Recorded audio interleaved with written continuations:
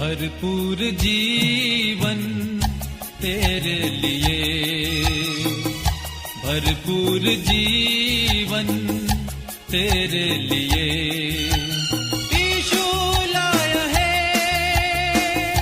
तेरे लिए,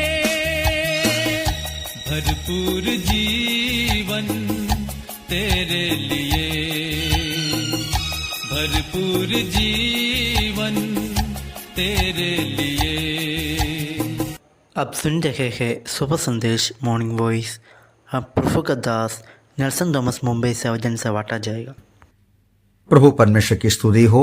शुभ संदेश के हमारे सारे श्रोताओं को एक और बार मसीह यीशु के अति श्रेष्ठ नाम में नमस्कार और जय मसीह की।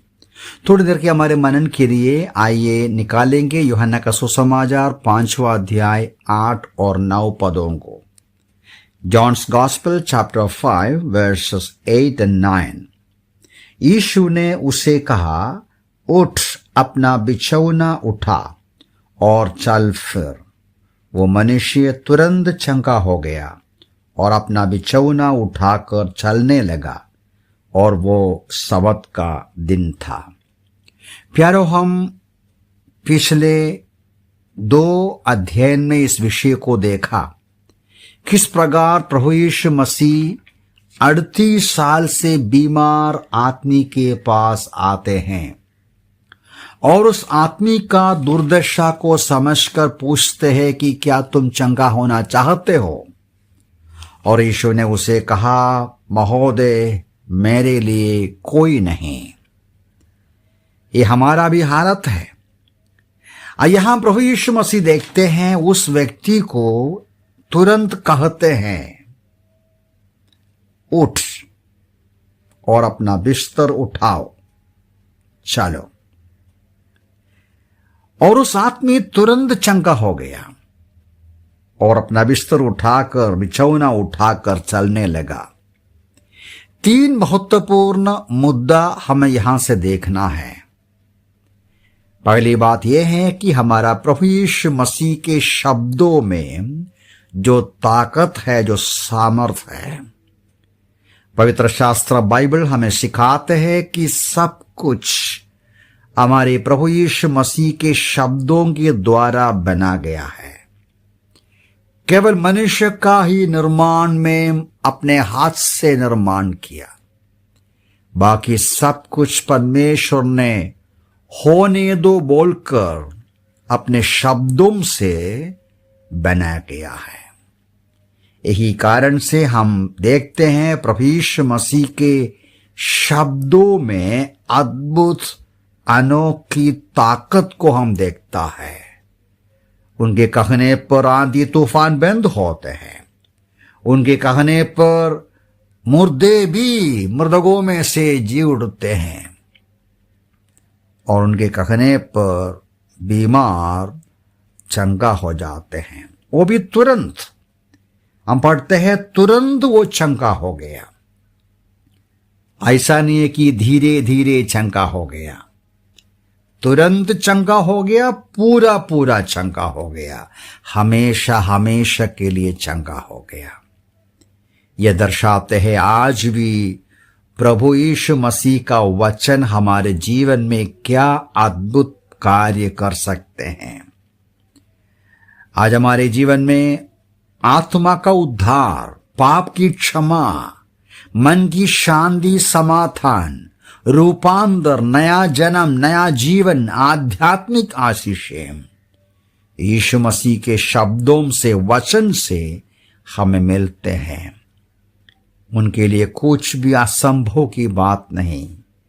हमारा कर्तव्य है उसका वचन को हम ध्यान देना और उसका वचन को पालन करना।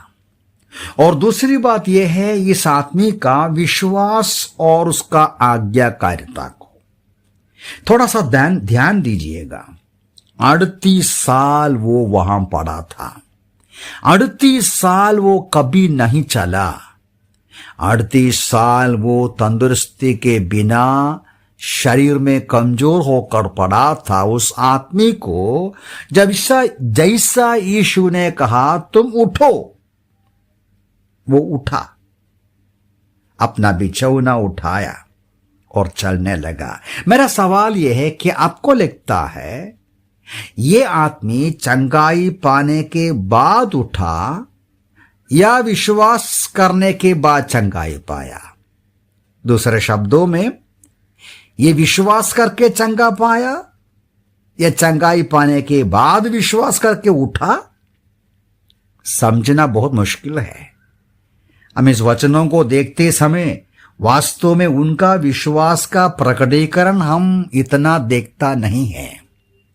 यीशु मसीह के पास उसने कहा, महोदय मेरे पास कोई नहीं, मैं इतना दुर्दशा में पड़ा हूं। और यीशु मसीह तुरंत बोलते हैं तुम उठो, और वो आदमी तुरंत चंगा होता है। वो उठते हैं। कहना बहुत मुश्किल है क्या पहले हुआ, उनका उठना पहले हुआ, चंगा होने के बाद उठा, लेकिन वहां हम पढ़ते हैं कि वो तुरंत चंगा हो गया। ये दर्शाते हैं कि उसने धीरे धीरे कोशिश नहीं किया उठने का, वो उठा और वो चंगा होकर उठा। उनके अंदर के अंदर उस ताकत उसको लगा। ये दर्शाते हैं सचमुच में दो प्रकार की सच्चाई जो हमारे समझ में पूरी तौर से आना मुश्किल भी है, कि परमेश्वर अपनी स्वेच्छा से, अपनी ही इच्छा से हमें चुनते हैं, हमारे पास आते हैं, हमें चंगा करते हैं, हमें उद्धार करते हैं और हमारे ऊपर अपना अनुग्रह और कृपा उंडेलते हैं। हमें कुछ भी प्रशंसा करने के लिए नहीं है। लेकिन उसी जगह में ये वचन वो भी दर्शाते हैं, क्या दर्शाते हैं? जब प्रभु हमसे आदेश देते हैं, प्रभु हमारे अंदर काम करते हैं, हमारा कर्तव्य है कि वो विश्वास करना, मान लेना, अंगीकार करना और उसके वचन के अनुसार उठना या चलना, आज्ञाकारी रहना बहुत आवश्यक है, क्योंकि उसका वचन में ताकत है और वो हमें विश्वास करना है।